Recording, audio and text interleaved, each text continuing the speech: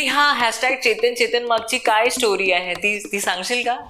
जेव्हा मी dance class पण join केला ना 12वी नंतर, तेव्हा पण मी वडिलांना सांगितलं नव्हतं. हा तुला कॉलेजच्या पहिल्या दिवशी बाहेर का काढलं होतं? अरे काय पण कर देवा, मला आहे ना ह्यांच्या बाजूला कुठेतरी कोपऱ्यात पण जागा दे, मला ह्यांच्या मागे नाचायचंय, परफॉर्म करायचं. शाहरुख खान सरांना कोरिओग्राफ करण्यासाठी डिसिजन घेण्यात आला की फक्त आणि फक्त नानू जाणार आणि नानू त्यांना शिकवणार. हा मी सांगणार. मला माहिती होतं काय सांग.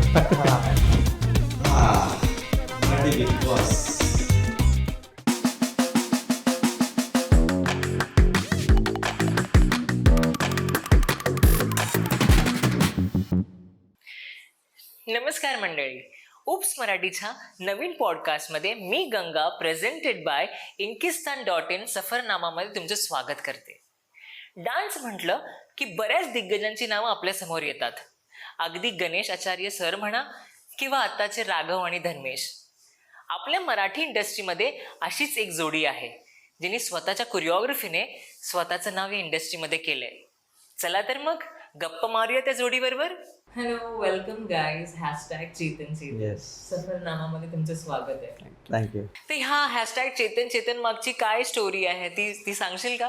सो स्टोरी अशी आहे की बेसिकली आम्ही दोघेही एक बॅकग्राऊंड डान्सिंग फॅमिलीतून आलेलो आहोत. म्हणजे आम्ही आज कोरिओग्राफर आहोत, पण याच्या आधी आम्ही बॅकग्राऊंड डान्सिंग करायचो. म्हणजे जे आर्टिस्ट हिरो हिरोईन्स आहेत, supporting dancer. Yes, supporting dancers. So त्यावेळेची स्टोरी अशी आहे की आम्ही दोघंही त्याच फॅमिलीतून बिलॉंग्स करतो, डान्सर फॅमिलीतून. सो बरेच वर्ष आम्ही डान्सिंग केली, एकत्र डान्स करत होतो. त्याच्यानंतर हा एक असिस्टंट कोरिओग्राफर झाला, मी एक असिस्टंट कोरिओग्राफर झालो. त्याच्यानंतर काही कालांतरानंतर मी एक कोरिओग्राफर पदावरती आलो, बरेच शोज करत गेलो. त्याच्यानंतर तोपर्यंतही चेतन माझ्यासोबत होता. आणि 2023 ला तुम्ही बघितलंच असेल की ढोलकीच्या तालावर जो एक कलर्स मराठीवरती जो शो आलेला, त्यावेळेला जी जोडी बनली आणि जी आतापर्यंत आहे ती चेतन चेतन आहे. आणि तो मग हॅशटॅग कंटिन्यू झाला. हॅशटॅग चेतन चेतनच्या चेतन. मागे चेतन खंबीरपणे उभा होता. Yes, always. तर दोघांना ही डान्सची आवड ही अगदीच पहिल्यापासून होती तुम्हा दोघांना? हो. मला असं नाही, कारण माझं कसं होतं, मी खूप उशिरा या क्षेत्रामध्ये आलो. मला माहितीच नव्हतं की काय करायचं, कारण मी शाळेत असताना असा मस्तीखोर, अभ्यासात ॲव्हरेज, आणि कॉलेजला आफ्टर 12th म्हणजे 12th पास आउट झाल्यानंतर माझा एक फ्रेंड होता आकाश मोरे, जो माझ्या बिल्डिंगमध्येच राहायचा. सो त्यांना मी बघायचो, ते असे ऍक्टिव्हिटी क्लासेसला वगैरे जायचे. सो मी पण आपलं म्हटलं की चला जॉईन करूया. सो मी त्याच्या थ्रू असं डान्स क्लासला जॉईन झालो. म्हणजे सर होते उदय पवार सर, त्यांच्याकडे मी जॉईन झालो. आणि सडनली मला त्यांनी त्याच्या तिथे एक 5-6 महिन्यात तिकडे मला ट्रेनर म्हणून उभं केलं. तेव्हा मला कळलं की हा बाबा ते आहे आपल्यामध्ये. तर 10वीला पण मला असं जबरदस्ती मॅडमने डान्समध्ये ढकलून उभं केलेलं. तेव्हा एकदा परफॉर्म केलेला, त्याच्यानंतर कधीच नाही. नंतर 12वी नंतर मी ऍक्टिव्हिटी क्लास जॉईन केली डान्सिंग क्षेत्रामध्ये, आणि मग तिथून मी शिकवायला लागलो त्यांच्या तिथेच. मग तिथून आम्ही रियालिटी शोज वगैरे केले. बुगी बुगी आम्ही विनर आहोत, ऑल इंडिया चॅम्पियनशिप ग्रुपचे आम्ही विनर आहोत तिथून. मग तिथून माझा असा प्रवास टप्प्याटप्प्याने पुढे येत गेला. आम्ही ग्रुप बनवला आमच्याच मुलांचा, स्पार्कर नावाने ग्रुप चालवत होता आमचा. त्याच्यानंतर मग फुलवाताईने आम्हाला एकदा बॅकग्राऊंड डान्सिंग, जसा हा त्याच्या थ्रू त्याचं चालू होतं, त्या साईडला माझंही बॅकग्राऊंड डान्सिंग असं चालू झालेलं. आणि फुलवाताईकडे एकदा आम्ही असं परफॉर्म करायला गेलेलो. तर फुलवाताईने आम्हाला पाहिलेलं की हा बाबा ही मुलं खूप करतात, म्हणजे ऍक्टिव्ह आहेत या डान्सिंगमध्ये आणि खूप चांगलं करतायत. सो मग तेव्हा तिच्या मॅनेजर जे आहेत प्रमोद सर, त्यांनी आम्हाला फोन केला की चेतन सर तुम्ही याल का भेटायला फुल मॅडमना, तुम्हाला भेटायचं फुलवा मॅडमना. म्हटलं ठीक आहे, काहीतरी इव्हेंट असेल त्याच्यासाठी बोलवलं असेल. सो गेलो तर डायरेक्ट ताईने ऑफर केली की माझ्या क्लासमध्ये तू शिकवायचं आणि ऍडव्हान्स बॅचेस घ्यायच्या आहेत तू. मग मी ताईकडे जवळजवळ 4 वर्ष ऍडव्हान्स बॅचेस घ्यायच्या. आम्ही सकाळी 7 वाजता तिची बॅच असायची. मी नालासोपारावरनं ट्रॅव्हल करून ताईकडे 7च्या बॅचला पोहोचायचो.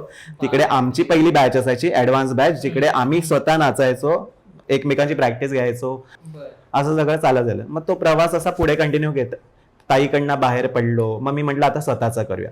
मग मी माझी स्वतःची अकॅडमी चालू केली. तर इतक्या वर्षापासून ते 10वी पर्यंत म्हटलास तू डान्स नाही केला. नाही कधीच तर नाही. पहिल्यापासून तू डान्सर तुझ्यामध्ये होता, पण कुणीतरी पुश हा करायची गरज ते मला पण माहिती आहे, तुम्ही टीव्हीवर बघून असं हलायचं, पण ते आपल्याला ती हे असते ना भीती की बाबा लोक बघतील आणि काय बोलतील आपल्याला माहिती नाही, लाज वाटेल. Right. हा तर मग ते तो पुढाकार नाही घ्यायचं. कुठेतरी एक असं मनात असायचं की नको यार नको, हा.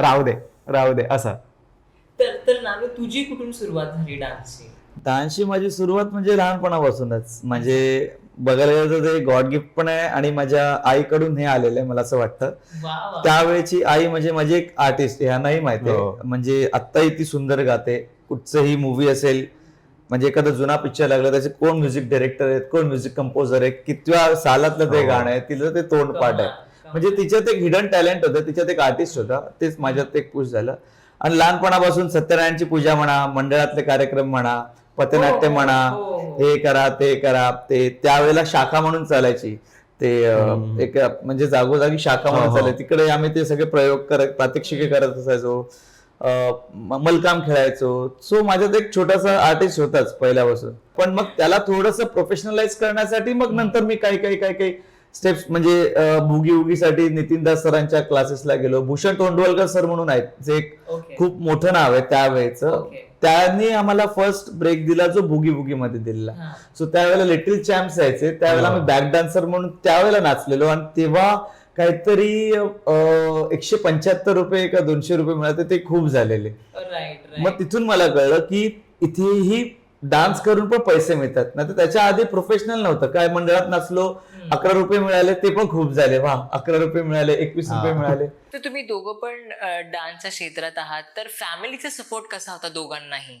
म्हणजे फ्रॉम यू आय अंडरस्टँड की मम्मी आर्टिस्ट होती, हा. तर एक सपोर्टर होता. तर तुझ्या घरी कसा होता डान्ससाठी सपोर्ट? माझ्या घरी माझे आईचं काही नव्हतं, माझे वडील बोलतील ती पूर्व दिशा. सो बाबा खूप स्ट्रिक्ट होते आमचे, आणि त्यांचं असं होतं की अभ्यास करा अभ्यास करा अभ्यास करा. आणि आपण ॲव्हरेज, भाऊ चांगला शिकत होता, सायन्स मधनं होता, आणि माझं असं होतं की मला खेळायचं आहे, मला मजा करायची आहे, एवढंच.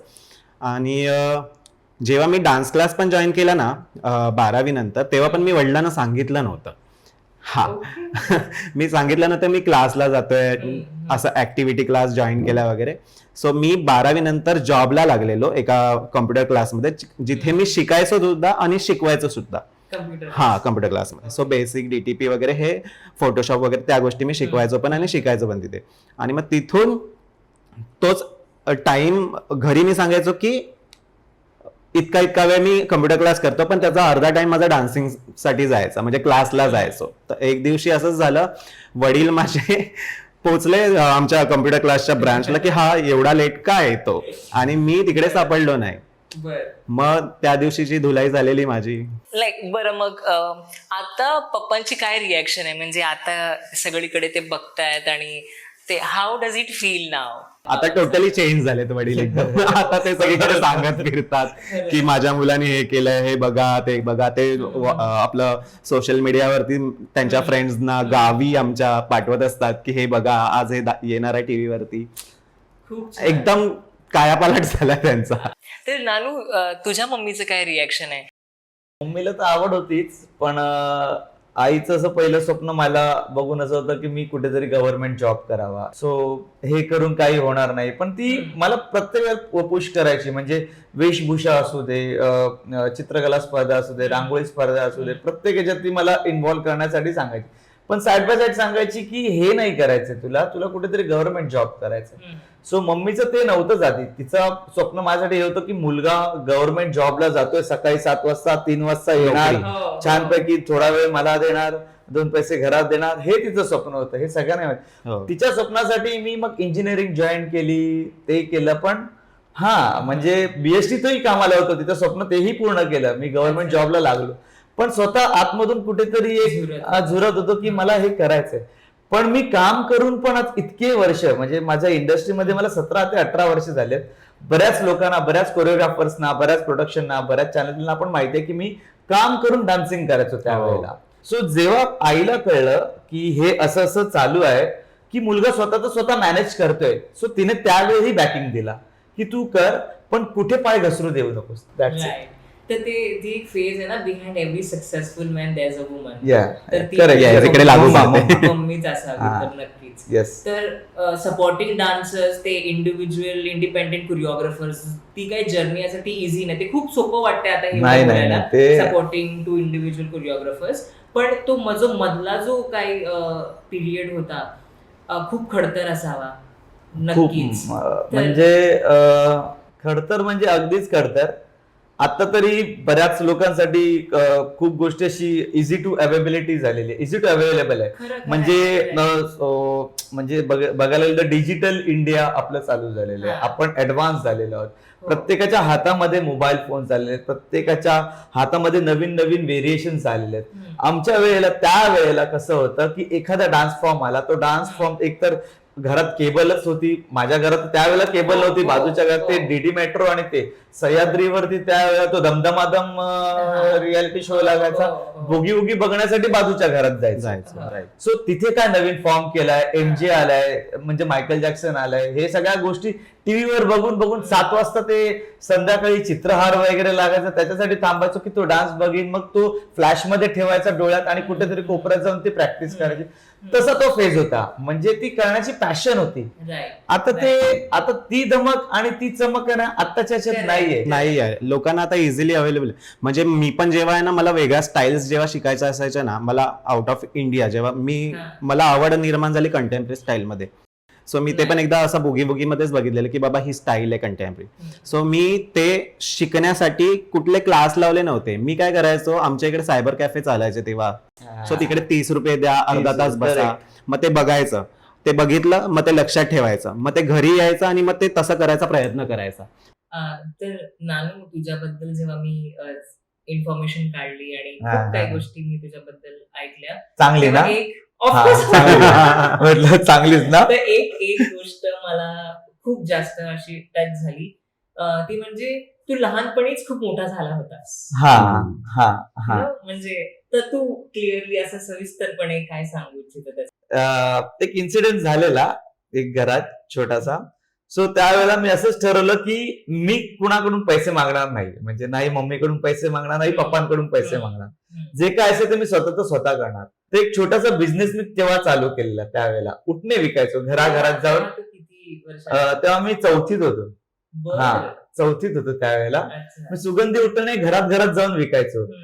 ते 1 रुपये 50 पैसे का 1 रुपयाला होतं. त्याच्यात मला काहीतरी 15 पैसे का असे त्यावेळेला ते मिळायचे, आणि ते पैसे मी त्यावेळेला कसे साठवत गेलो. त्याच्यानंतर की मला याच पैशाने माझं काही भागत नाहीये, म्हणजे ते खिसा खळखळत नाहीये. माझे जे मित्र होते ते हायर फॅमिलीतले होते, पण त्यांच्याकडे तेव्हा पैसे असायचे, त्यांना पॉकेट मनी चांगली मिळायची. पण माझ्याकडेही तेव्हा पॉकेट, पण मी घरून नाही मागणार. मग 5वी 6वीत आलो, मग सकाळी पेपर लाईन चालू केली, दूध लाईन चालू केली. त्याच्यानंतर मी त्या गाड्या धुतात ना कंपाऊंडच्या, आज मला ना थोडस कधी कधी वाटतं की माझा वॉचमॅन माझी कार, दोन्ही कार धुतोय, तर मला त्याला कधी कधी मी बघतो की हा गाडी धुताना. तर मी त्यावेळेला, माझा भाऊ आहे मुकेश शिंदे, त्याची जवळजवळ 450 गाड्यांची लाईन होती, म्हणजे 450 गाड्या. त्यातल्या मी जवळजवळ 40 गाड्या 1 तासात धुवायचो. तर त्याचे मला तेव्हा बरेच पैसे मिळायचे. म्हणजे जसं जसं मोठा होत गेलो तस तसे ऍक्टिव्हिटी वाढवत गेलो. मग मी ते टिकल्या लावतात ना त्याचाही बिझनेस केलाय, असं बरंच काही केलं. म्हणजे नुसतं स्वस्त नाही बसलो घरात. तर यु नो तेव्हा लाईक यू सेड की 11 रुपये आणि हा. सगळं भेटायचे. आणि आता of course I don't want to talk about your salary. नाही, आता चांगलीच सॅलरी भेटत असेल, so how do you feel? म्हणजे किती अभिमान वाटतो त्या गोष्टीचा? तेव्हाचे 11 रुपये आणि आताचे मिळणारे पैसे सिमिलरच आहेत. कारण ते आम्ही एक मेहनत केल्यानंतरचा जो आम्हाला मोबदला मिळतो ना, त्याच्यात आम्ही खूप सॅटिस्फाईड आहोत. जे काय ते छान आहे आमच्यासाठी. म्हणजे किती, म्हणजे ड्रीम्स कम ट्रू ते म्हणतात की आपण मॅनिफेस्ट करतो ना, त्या होतात गोष्टी. आणि मी हे चेतनला सांगितलंय, बघ चेतन, जेव्हा आम्ही दोघे ते चेतन म्हणून करण्यात, तो मला अजून पण दिवस आठवत, आम्ही कुठे बोलत होतो. त्याच्यानंतर मी त्याला सांगितलं फक्त 2 वर्ष दे, या गोष्टी मी मॅनिफेस्ट केल्या आणि त्या होणार, आणि त्या झाल्या. तर तुझ्या आयुष्यातला असं कोणता एक इमोशनल क्षण तुला आठवतो का? इमोशनल असं नाही, पण मी खूप सॅड तेव्हा राहायचो. कारण काय, आम्ही 2 भाऊ होतो आणि वडील काय एवढे ग्रेट कमवत नव्हते, पण त्यांना घरी स्पेंड करायचं होतं, शिक्षणावर स्पेंड करायचं होतं. मग तेव्हा कसं व्हायचं की भावाचे कपडे आपण वापरायचो है ना. मग ते थोडं असं वाटायचं की मला पण नवीन हवंय यार, तेवढंच होतं. पण मग तेव्हा मी विचार केलेला की भाई आता आपण काय करायचं, आपण आपलं कमवायचं आणि मग आपण नवीन कपडे घेऊन आपले घालायचे. मग तेव्हापासून मी तो विचार केला आणि घरातून मी 1 रुपया घेतला नव्हता वडिलांकडनं. जेव्हा मी माझी अकॅडमी पण स्टार्ट केलेली, जेव्हा मी पहिल्यांदा शिकवायला पण जेव्हा सुरुवात केलेली, पर्सनल प्रायव्हेट क्लासेस मी घ्यायचो, तेव्हा पण मी तोच विचार केलेला की घरातून 1 रुपया नाही घ्यायचा, कारण ट्रॅव्हल करायचं असायचं ट्रेननी, तेव्हा पण ते पैसे पण खूप मोठे वाटायचे. रिक्षाने ट्रॅव्हल करायचो, ते 5 रुपये पण खूप मोठे वाटायचे. ते कसे येतील आपल्याकडे आणि ते कसे जमवायचे आपल्याला, ह्याचाच विचार सतत डोक्यात असायचा. तर आता खूप सिरियस गप्पा झाल्यात. बाय द वे, हमारे जासूस ना चारों ओर फैले हुए हमारा विषय तो बहुत जासूस है. तर आम्हाला असं कळलंय की the nation wants to know, ठीक आहे, की तुला कॉलेजच्या पहिल्या दिवशी बाहेर का काढलं होतं? अरे हे इथेच आता बोललो ते, म्हणजे आता या पॉडकास्ट मध्ये बोललं म्हणजे ही बऱ्याच, म्हणजे हे जे माझे जिवलग आहेत फक्त आणि फक्त त्या लोकांना, म्हणजे घरीही माहिती नाहीये ही, इथे त्याच्या घरी माहिती नाही. या गोष्टी माहिती नव्हत्या त्यावेळेला. माझ्या बहिणींना माहिती आहे फक्त. आता तू सांगू शकतो. तिने विचारलं तर इन्सिडेंट असा होता की, म्हणजे आताच्या मुलांनी तसं करू नये. म्हणजे मी एक ही तो त्याची स्टोरी सांगतो, त्याने डिस्क्लेमर पण दिले, आताच्या मुलांनी असं काही करू नये. करेक्ट. हा, correct. म्हणजे तेव्हाची मुलं, म्हणजे जो आमचा शाळेतला काळ होता, आता बघतच असाल ते पक पक पकाक वगैरे चिकलू, तशी आम्ही शाळेतली मुलं होतात. धतिंग, सरळ घरी ना जायचं, जाताना कोणाची तरी खोड काढायची, तर टोमॅटोवाल्याची गाडीच का पलटी करायची, ह्या सगळ्या गोष्टी होत्या. सो त्याच्यातलीच कुठेतरी छोटी मोठी भांडणं होती. 10वीत कसं असायचं, 10वीचा शेवटचा दिवस म्हणजे आपला सेंट ऑफ असायचा, त्या फेअरवेल असायचा. त्यावेळेला बोर्ड सर्टिफिकेट घेण्यासाठी आपण शेवटच्या दिवशी शाळेत जायचो. आणि शाळेत मग तोच व्यक्ती भेटला नाहीये ज्याच्यासाठी आपण थांबलो, तो राग आहे, तर त्याला टोमॅटोस मारायचा, काय काहीतरी करायचंय. मग तीच आतुरता कॉलेजच्या पहिल्या दिवशी करायला मिळाली आणि त्यात काही थोडीशी भांडणं झाली.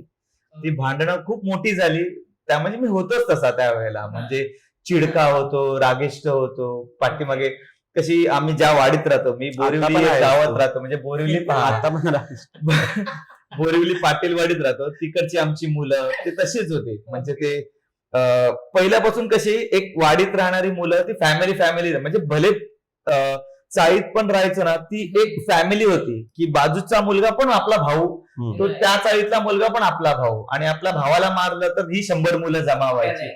तर ती जी पॉवर होती ना, ती त्यावेळेला आमच्या शाळेत तशी पॉवर चालायची. सो तो राग त्या कॉलेजमध्ये निघाला आणि त्या मुलाने एका बेदम मार खाल्ला आमच्याकडून. आणि त्याच्यात काहीतरी झालं, कोण सर आले काय माहिती नाही, त्यांनाही काही बेदम मार पडला. आणि त्याचा रिझल्ट पहिल्याच दिवशी मला म्हणजे मी फक्त एकच लेक्चर अटेंड केलेलं. आता कॉलेजचं नावही नाही घेणार, ते माझं कॉलेज आहे आणि तीच शाळा आहे माझी. सो त्या कॉलेजमधून मला बाहेर काढण्यात आलं. आणि सायमल्टेनियसली मी तेव्हा कसं होतं की आपण 10वी पास झाल्यानंतर बऱ्याच ठिकाणी या कॉलेजमध्ये फॉर्म भर, तिथे फॉर्म भर, तिथे फॉर्म भर. आणि मी आईच्या, म्हणजे मगाशी पण सांगितलं, आईचं स्वप्न होतं की मुलांनी गव्हर्नमेंट जॉब करा. त्यासाठी मी इंजिनिअरिंगला पण मी फॉर्म भरून ठेवलेला त्यावेळेला, फादर ॲग्नेलला. आणि मला इथून पहिल्या दिवशी काढलं डायरेक्टली एलसी हातात दिला की हे घे घरी जा. मी बोललो तर घरी जाऊ कसा, तिथे माझी महामाया बसली आहे, ती अशी तशी नाहीये, अशी आहे खूप छान, पण ती लेडी डॉन आहे एक छोटी. सो तिचा चेहरा येत होता. 2 दिवस वाट पाहिली. तिसऱ्या दिवशी ते तिथून लेटर आलं घरी, तेव्हा कुठेतरी श्वासात श्वास आला की आहे, माझं आयुष्य घडू शकतं. आणि त्याच्यानंतर माझं आयुष्य खरंच घडलं. इंजिनिअरिंग कम्प्लीट केली, काय काय गोष्टी व्यवस्थित झाल्या. मग बीएससी जॉब केला, टाटा टेल्को जॉब केला, महिंद्रा मध्ये जॉब केला, आपलं मारुती सुझुकी मध्ये, म्हणजे प्रोडक्शन लाईन गुरगाव पासून ते इथे वेस्ट झोन मी संपूर्ण सांभाळायचो, पण सायमल्टेनियसली डान्सही करत होतो. असंच. आता ह्या तुझ्या या स्टोरीमध्ये तू मैत्रीचा उल्लेख केलास की एकाला मारलं की सगळे येतात, फ्रेंडशिपचे. आताच्या ह्या सिच्युएशन मध्ये ना, आताच्या ह्या काळात जर का माझ्याकडे जर की कोणती पॉवर आहे मी कुणाला शेअर नाही करणार किंवा मला कोणती अपॉर्च्युनिटी माझ्याकडे येते, मी माझं अशी सिच्युएशन असते, मी दुसऱ्याला कुणाला कळूनच नाही देणार की मी अमुक अमुक प्रोजेक्ट मध्ये काम करते Involvement किंवा आहे, काय yes. करते. तर तुझ्याकडे जेव्हा ती संधी आली टू बी अ कोरिओग्राफर, मग तू कोणताच विचार न करता तू म्हणाला, तू डायरेक्ट चेतनला कॉल केला, तू म्हणाला आपण दोघांना काम करायचं. मी ऑफकोर्स मी आताही हा. मी आज चेतनच नाही, माझ्या टीम मध्ये ना अजूनही आहे, म्हणजे ऋषी आहे, ऋषी. राहुल आहे. राहुल माझा सिनियर आहे, राहुल म्हणून माझ्या टीम मध्ये, आमच्या टीम मध्ये काम करतो. राहुल माझ्यापेक्षा सिनियर आहे, आमच्यापेक्षा 5-6 Senior. वर्ष तो आधी होता. हा. तोही आमच्या सोबत काम करतो. सो पहिलं काही काम असेल तर मी ह्या दोघांनाच पहिला फोन करतो की असं असं आलंय, चला काय करायचं. थोडीशी भांडणं होतात, ते होतात, चिडचिड होते सर. हा. पण शेअर करणं हे मला पहिल्यापासूनचा माझं ते मनात राहतच नाही माझ्या. त्याचा तो स्वभाव माझा आहे. स्वभावच आहे. तू चेतन, तू कुठे तुमच्या दोघांना बघतोस इफ इन फ्युचर? मला असं वाटतं की आम्ही कदाचित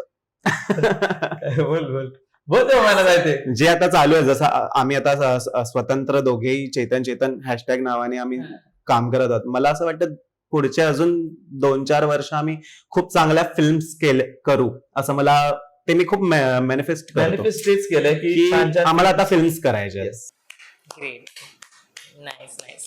पण वेट तू कोणत्या पण आर्टिस्टला पकड आणि कुणालाही काय विचार, सगळ्यांचं ते एकमेव स्वप्न असतं.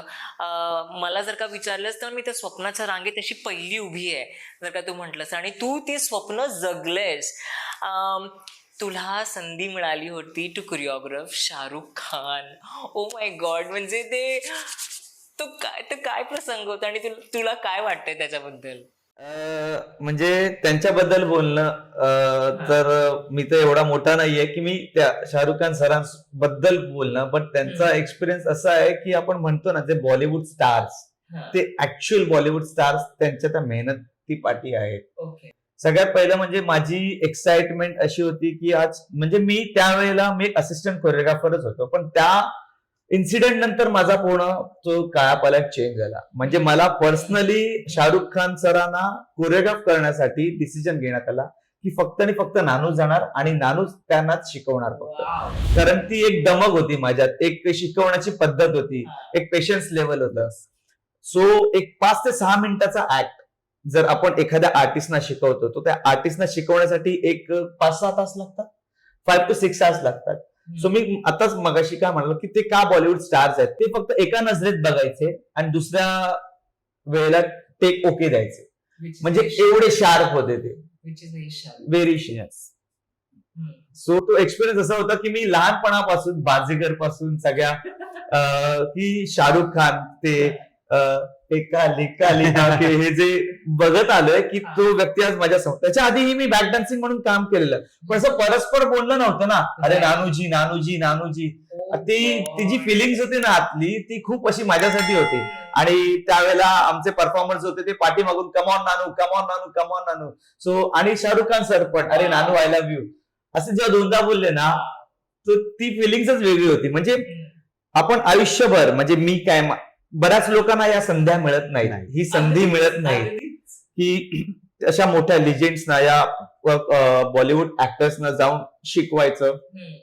सो मी खूप भाग्यवान मानतो मला स्वतःला की हे करण्याची मला संधी मिळाली. मग तिथूनच माझा लाईफ चेंज झाला. सो माझा प्रोफाईल पिक्चरही बघत असाल की तोच आहे आणि तो तोच राहणार कायमचा. तर एक प्रश्न मला तुला विचारायचा आहे की तू इंडस्ट्रीला खूप जवळून पाहिलेलं आहेस आणि खूप जणांबरोबर तू काम केलं आहेस, तर मराठी डान्सिंग इंडस्ट्री आणि बॉलिवूड डान्सिंग इंडस्ट्री ह्या दोघांमध्ये तुला काय फरक जाणवतो? काही फरक नाहीये. म्हणजे सगळ्यात म्हणजे बघायला गेलं तर दोन्ही सेम आहे, पण माझ्यासाठी जर पहिला प्रेफरन्स असेल तो मराठी इंडस्ट्रीसाठी असेल ऑलवेज. कारण आपले कलाकार हे म्हणजे आपल्या कलाकारांसारखं कलाकारच नाही, मी सरळ म्हणेन. म्हणजे असे नट नाहीच होणे कुठेही. म्हणजे त्यांचा स्ट्रगल, त्यांचं थिएटर्स, त्यांचा सराव, परत त्यांचे डाऊनफॉल्स, परत अजून बऱ्याच काही गोष्टी, त्यातूनही त्यांचं चांगलं काम देणं आणि सदैव हसत राहणं. तर चेतन, काल मी नानू बरोबर बोलताना तो एक गोष्ट तुझ्याबद्दल असं म्हणाला, तेच मला असं कायम लक्षात आहे. तो म्हणाला जेव्हा चेतन लावणी करतो ना, म्हणजे तो भल्या भल्यांना अरे पागल मग- करून टाकतो, तो कमालीची मी तर लावणी करतो. मी बेट लावेन की म्हणजे त्याचा मोटिव ही गोष्ट तो स्वतः बोलणार नाही. हा. हे मी स्वतः म्हणजे मी काही परफॉर्मर्स आहेत आणि काही अजून आहेत की ज्यांनाही माहिती हे माझ्यापेक्षाही सरस आहे, हा. असेही आहेत. कारण मी बेट लावून सांगतो की याच्यासारखा लावणी कलाकार कुठेच नाही. मग ती लावणीची आवड कशी निर्माण झाली, इतके कॉम्प्लिमेंट्स मिळण्यासारखे? लावणीची आवड म्हणजे जसं मी मगाशी सांगितलं की मी एका क्लासमध्ये शिकत होतो तेव्हा आम्ही खूप कॉम्पिटिशन्स वगैरे करायचो, पण आम्ही कॉम्पिटिशनला जी स्टाईल परफॉर्म करायचो ती असायची फोक. प्रत्येक कुठेही आम्ही परफॉर्म करायचो. कोळी डान्स असेल, जोगवा असेल, गोंधळ असेल, इवन जुने फोक डान्स आपले तारपा वगैरे असे आम्ही खूप परफॉर्म केलेत आणि प्राइजही खूप जिंकलेत. आणि तेव्हा सडनली आम्ही विचार केला की आपण थोड्या ना लावणीमध्ये करून बघूया. सो म्हणजे मी तेव्हा तिकडे शिकवायलाही होतो आणि आमचा दादा तेव्हा असं सांगायचं की आपण काहीतरी वेगळं वेगळं करत राहायला पाहिजे.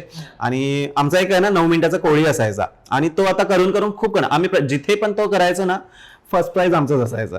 आणि मग तो नंतर असं झालं की आता काहीतरी वेगळं करायला पाहिजे. मग तेव्हा आमच्या क्लासच्या मुलींना घेऊन आम्ही पहिल्यांदा तिकडे लावणी कोरिओग्राफ केलेलं मी. आणि मला माहिती नव्हतं की अदाकारी वगैरे, पण मी ट्राय केलेलं तेव्हा. आणि मग मला असं वाटलं की हा बाबा करू शकतो आपण आणि ही गोष्ट आपल्याला जमते आहे बऱ्यापैकी. सो मग मी परत त्याच्यामध्ये अभ्यास करायला सुरू केला हळूहळू. मी ते सेम मी व्हिडिओज बघायचो, मी खूप माहिती जमा करायचो. जे कोणी परफॉर्मर्स आहेत लावणीवाले त्यांना जाऊन भेटायचो, त्यांच्याशी बोलायचो, त्यांना पाहायला जायचो. मी आपल्या इकडे पण मुंबईला कधी कधी असे बाहेरचे थिएटर्स आपले हे काय बोलतात त्यांना, लावणी कलाकार येऊन त्यांचे इव्हेंट्स असतात. सो ते पण कधी लागले की तिकडे जाऊन बसायचं तिकीट काढून आणि बघायचं की ते काय करतात ऑडियन्सला. असं की ऑडियन्स इतका वेडा होऊन बघतो, मजा घेतो, टाळ्या वाजवतो, दाद देतो. सो मी ते ऑब्झर्व केलं, त्या गोष्टी ऑब्झर्व केल्या आणि मग नंतर मग त्या आचरणात आणून मी ते परफॉर्म करायला लागलो. मी स्वतः कुठे असं लावणी परफॉर्म नाही केली आहे, जस्ट शिकवताना परफॉर्म करायचं आणि मग हे लोक बघायचे आणि वा तू काय करतोस वगैरे. पण ठीक आहे. त्याच्यानंतर मग आम्ही इव्हेंट्सला वगैरे शिकवायला लागलो लावणी. कारण आपल्या मराठीमध्ये आता असं झालं ना, लावणी पाहिजेच. इवन बॉलिवूडमध्ये पिक्चरमध्ये आता आपली लावणी जाते, सगळ्या गोष्टीमध्ये हॉलिवूड पर्यंत पोहोचली आपली लावणी. सो मराठीमध्ये जेव्हा जे पण इव्हेंट्स होत असतात, अवॉर्ड फंक्शन्स म्हणा किंवा तुमचे ग्राउंड शोज असतील, तुमची लावणी असते म्हणजे असतेच, ऑडियन्सला बघायला ती असतेच. आणि मग त्यातनं आम्ही खूप एक्सप्लोअर करत शिकवत लावणी करायला लागलो. आणि मग आर्टिस्टला दाखवण्यासाठी मला परफॉर्म करायला लागायचं. मग तेव्हा मे बी हा तसं बोलत असेल. एवढे वर्ष बघतोय मे बी बोलतोय. जर का तुला अशी संधी मिळाली to perform Lavani on stage, तर व्हॉट वुड यू डू? आवडेल ना, का नाही आवडणार. लावणी आपल्या महाराष्ट्राची शान आहे आणि ती रिप्रेझेंट करायला मी कधीच मागे उभा नाही राहणार. आणि ह्याच त्या आर्टिस्टिक ह्याच्यावरून मला एक प्रश्न आहे तुमच्यासाठी. हा एपिसोड मी रादर म्हणेन हा कोकणी एपिसोड असू शकतो, बिकॉज महाड, दापोली, संगमेश्वर असे सगळे चाललंय. आणि मग आपल्याकडे शक्ती तुरा परफॉर्म केला जातो. मग शक्ती तुरा परफॉर्म करताना पण पुरुष स्त्री वेषांतर करतात की हो. आणि तिथे खूप चांगलं, खूप मोठ्या लेवलवरती करतात. लोक एक्सेप्ट करतात, दाद देतात, टाळ्या वाजवतात. मग इथे का नाही तशा गोष्टी होत.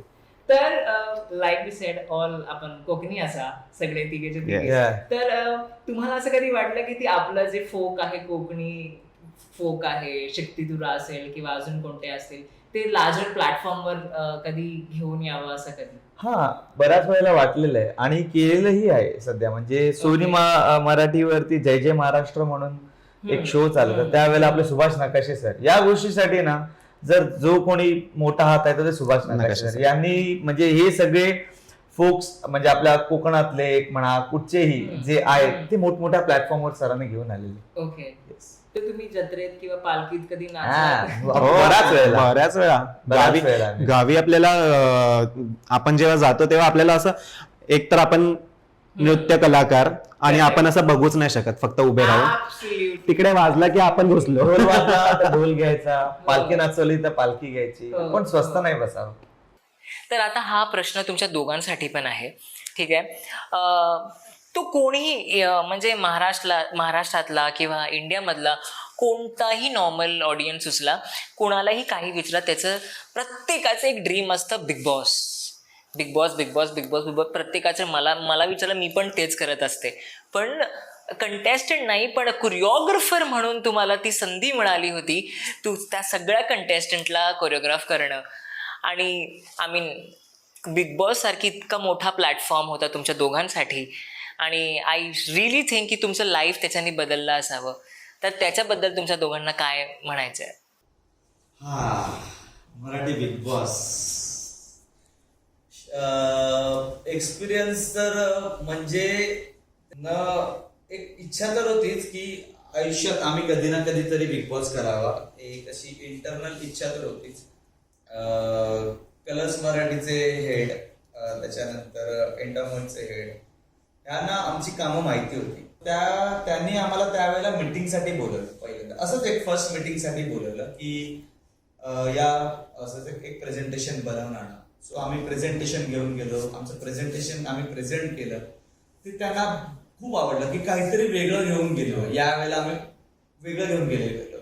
त्याच्या आधीही त्यांनी 2-3 कोरिओग्राफर सोबत बोलणं झालेलं. आणि अचानक त्या सरांचा फोन आला की हे प्रेझेंटेशन आवडलेलं आहे. बेसिक मध्ये पण खूप मोठा वाव फॅक्टर होता की या गोष्टी आवडलेल्या आहेत. सो तुम्हीच करताय या वर्षीचा बिग बॉस. सो तो जो आनंद होता तो गगनात नावेनासा झालेला. ज्या वेळेला कन्फर्मेशन झालं त्यावेळेला मी पटकन चेतनला फोन केला की चेतन असं आहे. अजून बऱ्याच लोकांना सांगितलं की आम्ही बिग बॉस करतोय म्हणून. सिनेरिओ काय असतो त्या मागचा, तिथे ना बरेच डिपार्टमेंट असतात, एडिटिंगवालं किंवा इतर.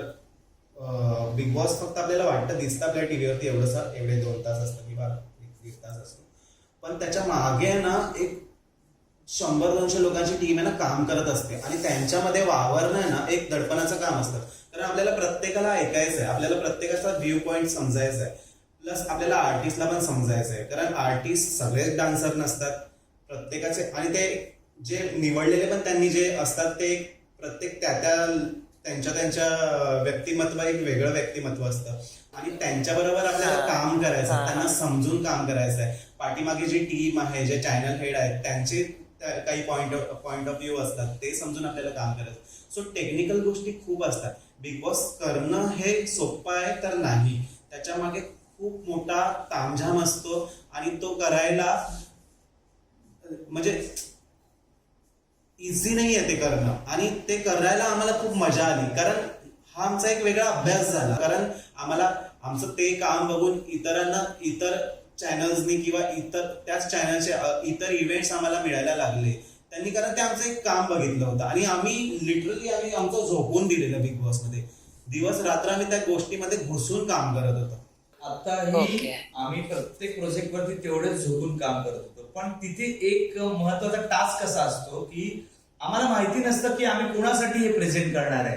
कारण ते म्हणजे ते सगळ्या गोष्टी हिडन असतात. आम्हालाही माहिती नव्हतं की कोण आर्टिस्ट येणार आहे, कोण कसं नाचणार आहे, कोण आहे. आम्हाला एखाद्या व्यक्तिमत्वाबद्दल फक्त सांगितलं गेलं की हा असा असेल. पण त्या व्यक्तीचं नावही नाही, काय नाही. सो तिथून ब्लाइंडली विचार करून की तो व्यक्ती कसा असेल कसा नसेल त्याचा विचार करून त्या अनुषंगाने तो ऍक्ट डिझाईन करून तो मोठा टास्क होता. आणि ते टास्क नंतर एवढे छान एक्झिक्यूट झाले की आम्हाला प्रत्येकाकडून एक छान दाद मिळाली की आत्ताचा म्हणजे तुम्ही बघितलंच असेल. म्हणजे सगळ्यात मेन म्हणजे मोठी दाद होती ती आमच्या रितेश भाऊंची. म्हणजे रितेश भाऊंचा जेव्हा ऍक्ट आम्ही तो सादर केला आणि रितेश भाऊ खुश झाले, ती एक शाबासकीची थाप आमच्या दोघांच्या पाठीवर मिळाली. ती प्रीमियरला पण आणि फिनालेला पण. सो माझ्यासाठी तरी बिग बॉस, आमच्या दोघांसाठी तरी बिग बॉस हा आमच्यासाठी एक मोठा कायापालट होता. नाईस. तर आता तुम्ही रियालिटी शोज केलेत, चित्रपटही केला सूरज बरोबर तुम्ही झापक झुपूक. तर आय वॉन्ट टू अंडरस्टँड तुमचे ड्रीम प्रोजेक्ट काय आणि ड्रीम आर्टिस्ट काय. असं एक इच्छा असते ना की बाबा मला ह्या आर्टिस्ट बरोबर आणि ह्या कलाकार बरोबर काम करायचं आहे. सर दोघांचं एक आय वॉन्ट टू. तू सांगायचं. नाही, माझं बघून तू सांगशील. नाही असं काही नाहीये. ड्रीम असं नाही. एक तर सगळ्यात पहिलं म्हणजे केदार सरांसाठी तर खूप धन्यवाद. म्हणजे लहानपणापासून त्यांचे पिक्चर बघत आलोय, त्यांचे ते कॉमेडी सीन. आणि आई सांगायची की हे बघ, हे केदार शिंदे सर हे मोठे दिग्दर्शक वगैरे वगैरे. त्याच्यानंतर बरेच इन्सिडेंट झाले आणि त्या पिक्चर मध्ये एक गाणं करण्याची संधी मिळाली. ते तर तेव्हा तर असं होतं की म्हणजे काय बोलू आणि काय नाही. आणि त्या मोठ्या दिग्दर्शकासोबत आपली चेअर शेअर करणं, त्यांच्या बाजूला बसून मी आम्ही दोघांनीही ती चेअर शेअर केली. तर त्यावेळेला असं वाटलेलं की आपली स्वप्न पूर्ण होत. पण असं नाहीये की कुठचं असं ड्रीम आहे की याच कलाकारासोबत करायचंय. नाही, आम्हाला सगळ्या कलाकारासोबत काम करायचंय. आता त्याचा आन्सर झाला ना, त्याचं कॉपी काहीच नाही करायचं. नाही, माझ्याकडे आहे आन्सर. सो बेसिकली मला माधुरी दीक्षित सगळ्यांनाच आवडते. मलाही तसंच क्रश होतं आणि मला आवडायचं डान्सिंग, ऍक्टिंग आणि उत्तम व्यक्तिमत्व. आणि मी तेव्हा असं मनात ठेवलेलं की मला ना प्लीज, मला काय पण कर देवा, मला आहे ना ह्यांच्या बाजूला कुठेतरी कोपऱ्यात पण जागा दे, मला ह्यांच्या मागे नाचायचंय, परफॉर्म करायचंय. आणि आता आपल्या इकडे माधुरी मॅम आलेल्या, एक ड्रीम नाही आल्या ना, आपण शिकवलं माधुरी मॅम आमच्या एका इव्हेंट, आम्ही एक चॅनल इव्हेंट केला तेव्हा त्या आल्या, मी त्यांना शिकवलं. आणि माझं असं होतं की शिकवताना मी नानूकडे बघतोय, मी शिकवतोय, मी नानूकडे बघतोय, मी शिकवतोय. स्वप्न आहे आणि ते पूर्ण झालं. आणि ते पूर्ण झालं माझं की मी शिकवलं, नाचताना मला ते शिकवायचं होतं आणि ते पूर्ण झालं. माझं स्वप्न पूर्ण झालं. पण आता पिक्चर करायचा असेल तर कदाचित आपण माधुरी मॅम बरोबर एक करू. बेसिकली आमच्या चेतनचं कसं आहे ना, म्हणजे तुम्हाला सांगेन, आमच्या चेतनचे ना स्वप्न आहेत, पण त्याला छोटस जरी मिळालं ना तो समाधानी असतो.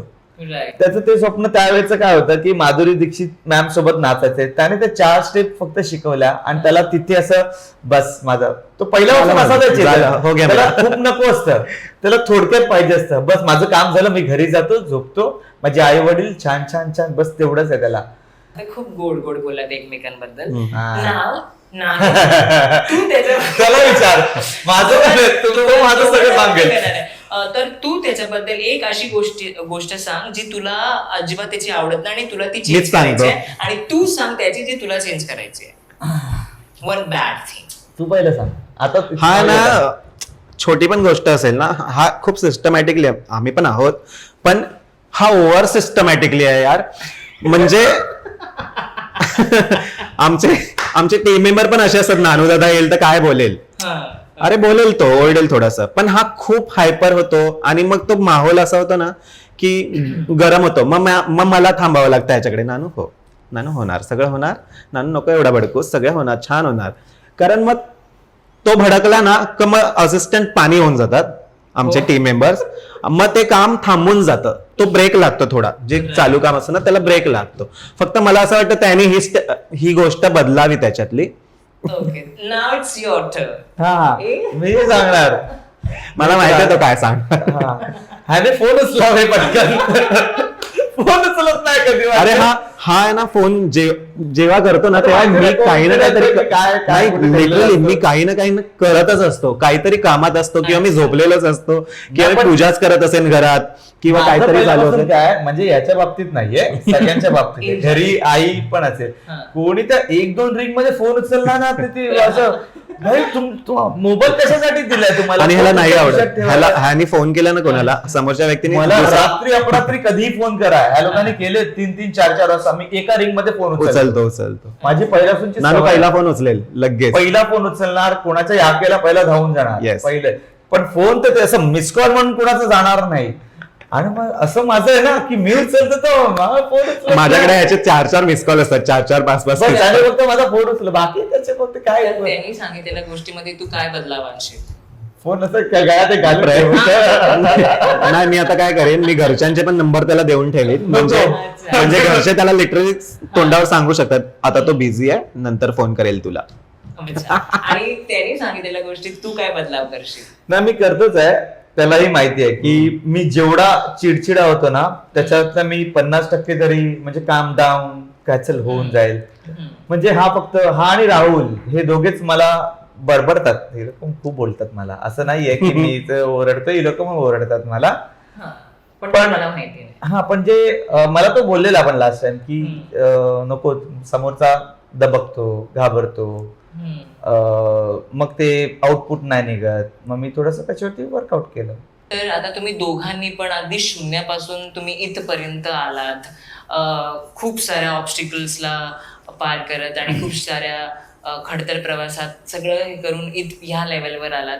तर असे आपले अनेक जे आपली व्हिडिओ पाहत आहेत असे अनेक लोक आहेत ज्यांचं हे एकमेव स्वप्न आहे टू बी अ कोरिओग्राफर. तर तुमच्या दोघांकडून एक एक ॲडवाईस काय असेल त्यांच्यासाठी? म्हणजे माझ्याकडून तर असा ऍडवाइस आहे की कुठची गोष्ट अशी सहजरित्या सोडू नका, त्यासाठी प्रयत्न करा. जसं हा म्हणाला की मेहनत करा, पण काय असतं ना, तेव्हा पण सहज मिळत नव्हतं, आता पण सहज मिळत नाहीये. अवेलेबल आहे पण ते सहज मिळत नाहीये. तुम्हाला मेहनत करावीच लागणार. तुम्हाला खचणं हा उपाय नाहीये कुठल्या गोष्टीमध्ये. किंवा तुम्ही विचार कराल की बाबा मी ह्या गोष्टीसाठी प्रयत्न करतोय पण नाही होतंय यार, नाही होतंय, मी आता चेंज करतो. नाही होणार ती गोष्ट. तुम्ही विश्वास ठेवा स्वतःवरती. तुम्हाला माहिती आहे ना तुम्ही त्या गोष्टीमध्ये खंबीर आहात, तुम्ही त्याच्यामध्ये प्रो आहात, तुम्हाला ती जमते, हा तुमचा पिंड आहे, तुम्हाला करायचीच आहे ती गोष्ट आणि कधी ना कधी तुम्हाला त्याचं फळ मिळणार. आणि मी माझं उदाहरण देऊ इच्छितो. तेव्हा मला कळलं ना, मी जेव्हा डान्स क्लासमध्ये गेलो आणि मला शिकवायला उभं केलं, तेव्हा मला कळलं की मी खूप चांगलं शिकवू शकतो. मी तेव्हापासून शिकवतोय, 2006 पासून आजपर्यंत. आज माझी स्वतःची अकॅडमी आहे, माझ्याकडे 50 पेक्षा जास्त स्टुडंट आहे. मी प्रायव्हेटली शिकवतो, मी ऑनलाईन शिकवतो, मी आर्टिस्टना शिकवतो आमचे जे आहेत. असं नाहीये, माझा पण स्ट्रगल तेव्हापासून आहे. मी शिकवतोय, मी सोडलं नाही शिकवणं, मी कंटाळलो नाही त्या गोष्टीसाठी. तुम्ही कंटाळा केला तर झालं. जसं नानू म्हणाला की मेहनतीचं फळ गोडच असतं आणि ते मेहनत जे आम्हाला मिळालंय. तर मी हा आता ओपन क्वेश्चन ठेवते, ह्याचा कोणीही आन्सर करा तुमच्या दोघांपैकी. तुम्ही लोकांनी म्युझिक अल्बम्स पण केलेत, लाईक यू सेड जेन झीज आणि सगळे ते नवीन रील स्टार्स त्यांच्याबरोबर, आणि तुम्ही मोठ्या मोठ्या कलाकारांबरोबर पण काम केलंय, फिल्म स्टार्स ह्यांच्याबरोबर. तर ह्या दोघांमध्ये म्हणजे तुम्हाला काय फरक जाणवला? थोडा म्हणजे असा एवढा मोठा फरक नाहीये. सगळ्यात पहिलं तर मी हे क्लिअर करेन, एवढा मोठा फरक नाहीये की ते रील स्टार आहेत ना तेही मेहनत करून पुढे आले. एक म्हणजे काही लोक म्हणतात की अरे क्या रील स्टार, पण तो रील स्टार बनायलाही तेवढीच मेहनत लागते. दिवसातून 10 ते 15 व्हिडिओज रेकॉर्ड करायचे, ते एडिट करायचे, त्याचा टाइमलाईन रेडी ठेवायचा, त्याच्यामध्ये पुट करायचे, ते स्टोरीजवर टाकायचे, ते लाईव्ह जायचं, blah blah blah blah blah blah. तो मेहनत करतोय. True correct. पण त्यांचा अनुभव, त्याचा फक्त थोडासा फरक आहे. म्हणजे जर आपले जे कलाकार म्हणते त्यांच्याकडे एक अनुभव आहे, म्हणजे ह्यांच्याकडे एका कलाकाराची अनुभव आहे, त्यांच्याकडे कामाची पद्धत आहे, एक विशेषता आहे काम की प्रत्येक झोनचा एक मॅनरिझम असतो, प्रत्येक त्यांना माहिती आहे, त्या गोष्टी माहिती आहेत. सो हाच एक मला वाटतं की हाच एक फरक आहे, अनुभव. ओके, बस. पण मेहनत तेही करतायत आणि मेहनत हेही करतायत. तू काय सांगायचं की रील स्टार्स जे असतात ना आणि इव्हन आर्टिस्ट आपले जे कलाकार आहेत, ते मेहनत, जसं नानू म्हणाला की मेहनत करतात, पण काय असतं ना, रील्स आपल्या एक 30 सेकंड 1 मिनिट ठीक आहे ते करतात, ते पोस्ट करतात, ते झालं. पण जेव्हा परफॉर्म करायची वेळ येते त्यांचा स्टॅमिना मॅटर करतो. तुम्हाला 5 मिनिटं ते 7 मिनिटं कंटिन्युअसली नाचायचं आहे, त्यासाठी त्यांना वेळ लागतो ते शिकायला, ते ग्रॅब करायला त्या गोष्टी. आपले आर्टिस्ट जे आहेत ना ते खूप अनुभवी आहेत, त्यांना माहितीये की कुठे आपल्याला थांबायचा, कुठे श्वास घ्यायचा, कुठे ते 5 मिनिटाचं तुम्ही उभं कराल ना त्यांना, ते नाचणार, ते मेहनत करून हे पण शिकणार, ते पण शिकणार, दोन्ही शिकणार. पण ना मला असं वाटतं की स्टॅमिना त्यांना कसा कंट्रोल करायचा आहे. जसा अनुभव म्हणाला ना की आपले जे फिल्म आर्टिस्ट आहेत त्यांना माहिती आहे की आपल्याला कुठे श्वास घ्यायचा, नाचता नाचता आपल्याला कुठे थांबायचं, आपल्याला कुठे परफॉर्म किती छान करायचं. रील स्टारचं काय होतं का की ते जेव्हा परफॉर्म करायला येतात त्यांना एनर्जी कुठे सेव्ह करायची आहे, त्यांना शिकायला पण एक थोडा वेळ लागतो, ते बांधलेले नसतात. ते कसं स्वतः परफॉर्म केलं झालं, पण जेव्हा तुम्ही बांधले जाताना एका कोरिओग्राफीमध्ये तुम्हाला ते मेंटेन ठेवायचं आहे. तुम्हाला पाठी तुमच्या मागे 12 लोक नाचतायत, तुम्हाला त्यांच्यासारखे सेम स्टेप त्यांना कोप अप करावं लागतं, तुम्हाला त्यांच्याबरोबर जुळवायचं आहे. तो तिकडे मला असं वाटतं की त्यांना थोडं कठीण जातं. तो एक फरक मला जाणवला मी जेव्हा काम केलं. तर अशाच नवीन नवीन व्हिडिओ जर का तुम्हाला बघायचे असतील तर आमच्या चॅनलला लाईक, सबस्क्राईब आणि शेअर करायला अजिबात विसरू नका. आणि हो, बेल आयकॉन नाही विसरलात ना? टिंग डॉंग.